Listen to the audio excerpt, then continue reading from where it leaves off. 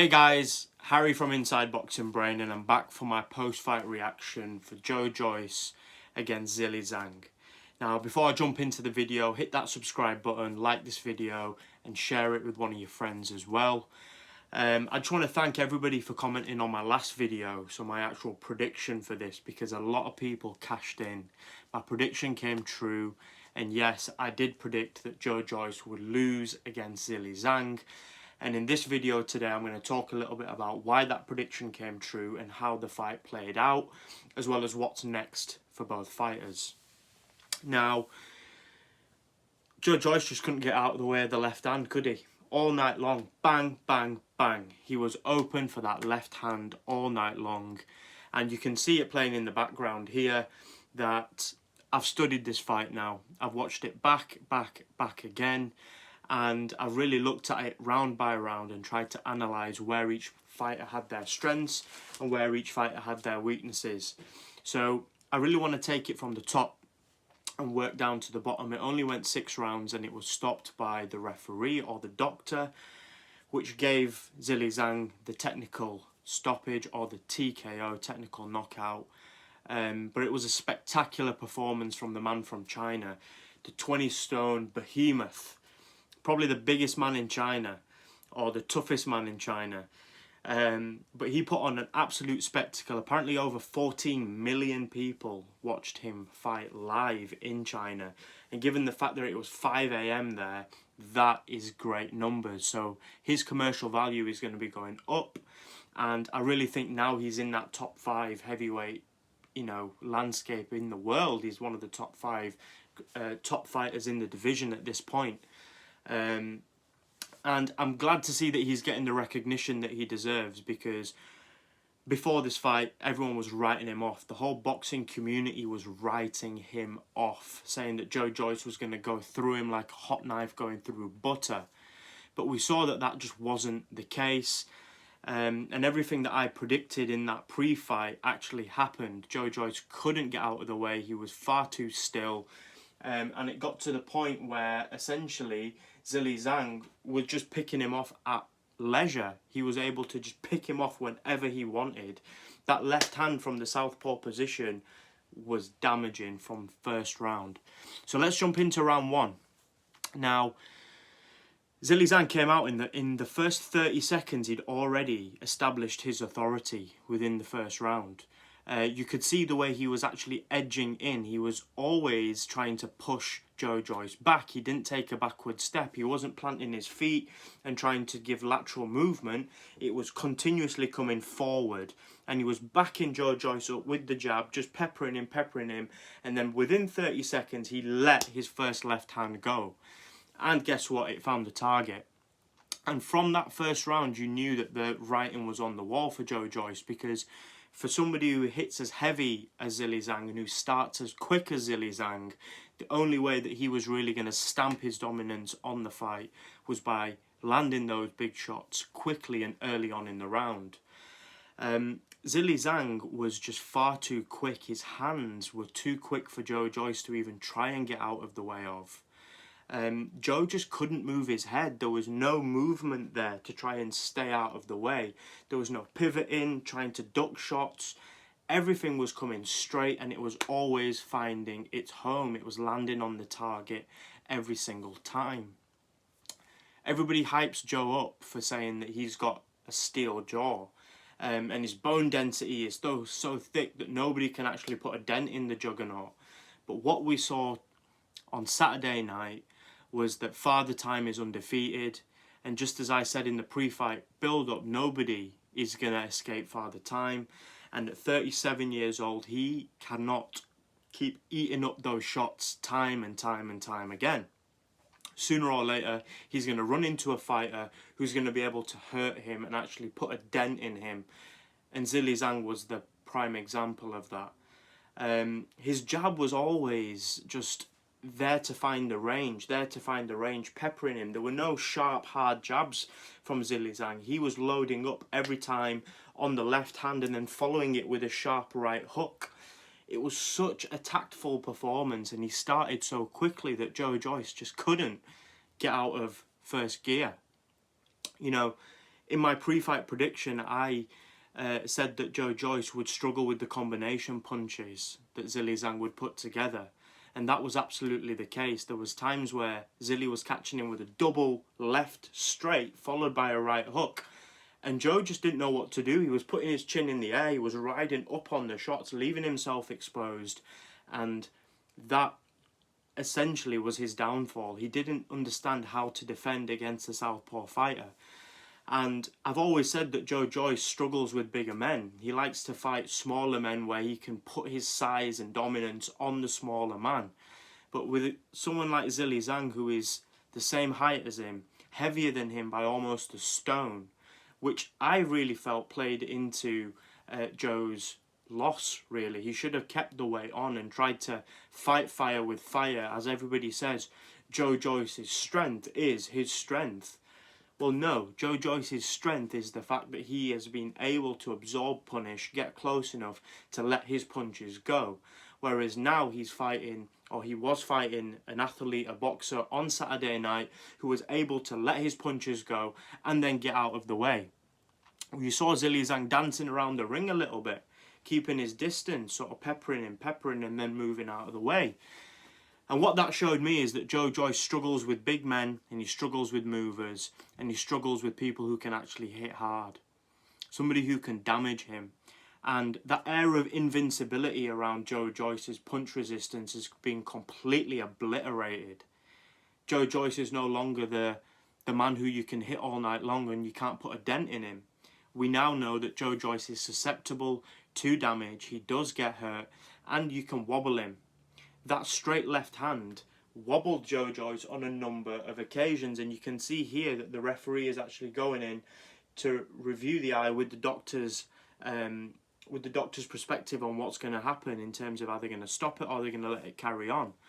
And at this point, the referee actually lets it go on for a little bit longer before he steps in, waves it off. You can't particularly see what he's whispering to the ref, but we all know that the doctor's saying that we can't let this go on. There's a potential risk of him going blind. Which you have to say is down to the fact that Joe Joyce just couldn't defend all night long. He was unable to defend against that left hand. He had no way of catching the shot. And it was a shame, really, because you'd have thought that if Joe Joyce was in his orthodox position and that left hand was coming in, he would just keep moving to the left. Keep moving to the left, move out of the way of the power shot, keep Zhilei Zhang off balance. But Joe Joyce's feet were flat, he looked sluggish, and you can see here behind me now, this is where the referee, and on the doctor's say-so, calls the fight off.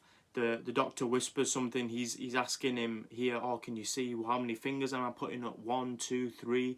Joe actually gets it right every single time, he calls it correctly, but the doctor whispers to him here that you need to call this fight off, and you can see that the referee just waves it off immediately, and that is it, the end of the fight. Zhilei Zhang celebrates his performance, and rightfully so, because he was robbed in his last fight against Filip Hrgovic, which we all know he actually won. So Zhilei Zhang, in my opinion, is an undefeated heavyweight fighter, and he's 39 going 40, but he seems to be just getting stronger and stronger.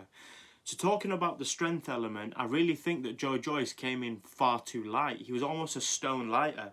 And if you look at him, his arms actually looked small. Like, the side profile of his arms were really slim in the weigh-in. And I was thinking, damn, like, why has he lost so much weight? Clearly he was going to stick and move. But the weight loss didn't help him move around the ring. He still had slow feet. And he was unable to really put a dent in Zhilei Zhang at any point in the fight.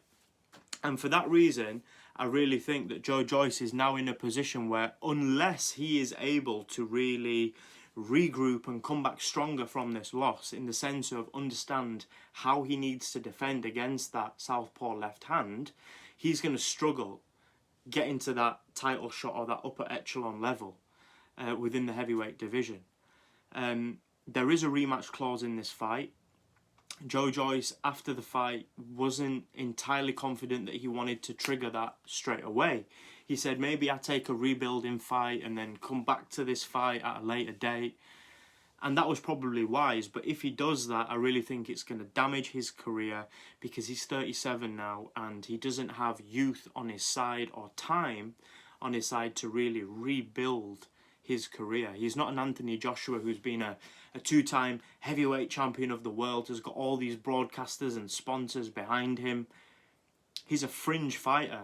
He was one of those British fringe fighters who was on the cusp of becoming something special, but now he's being pushed right down to the bottom of the pack unless he's able to come back, take this rematch and really put a dent in his man and beat him, which I personally, again, don't think he will be able to do, because Zhilei Zhang only really showed us a very small percentage of what he'd been training for in that fight.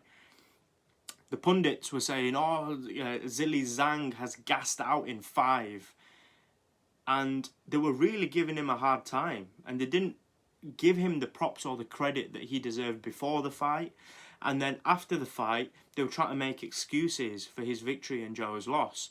And I really think that boxing pundits need to look at themselves in the mirror and realise that they, a lot of the times, do not give a fair shake to fighters, and they talk a lot of bullshit because they're invested in a particular fighter over another.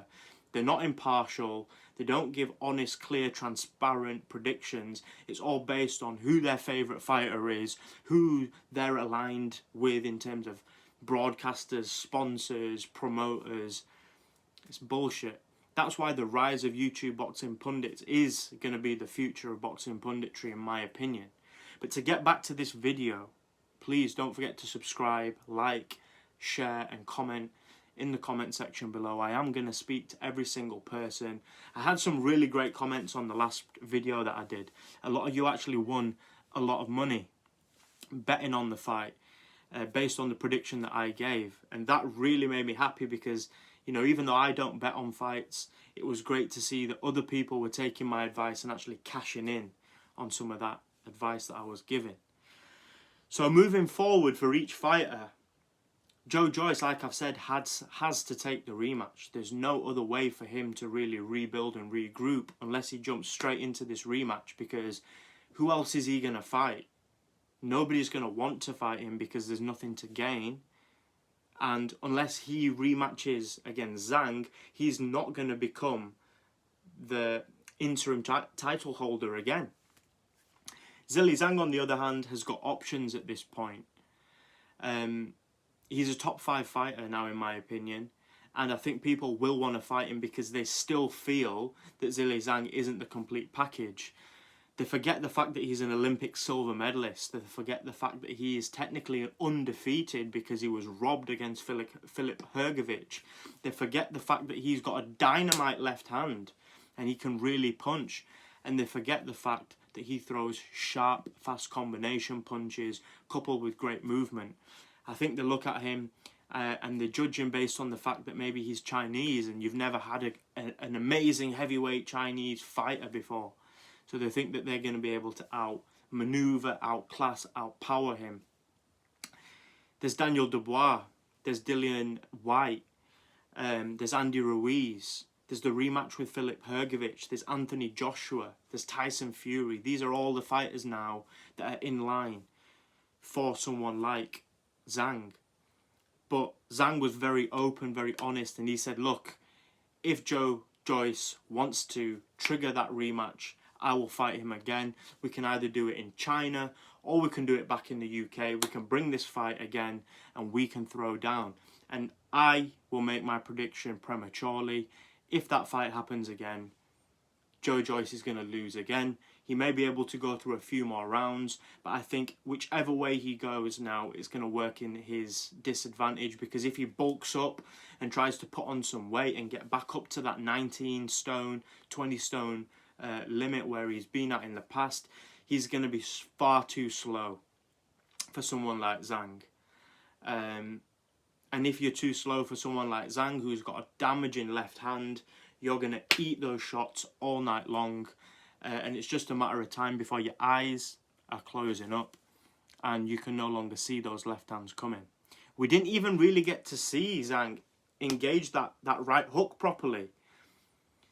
So I think there's a lot more in the tank for Zhang to show us. I would love it if Joe Joyce could come back and defeat him, but I just don't see it. I think that Zhang is his kryptonite. I think Southpaws are his kryptonite, and I think combination punchers who are fast and also big in stature are his kryptonite. So, interesting times for the heavyweight division. Very interesting times.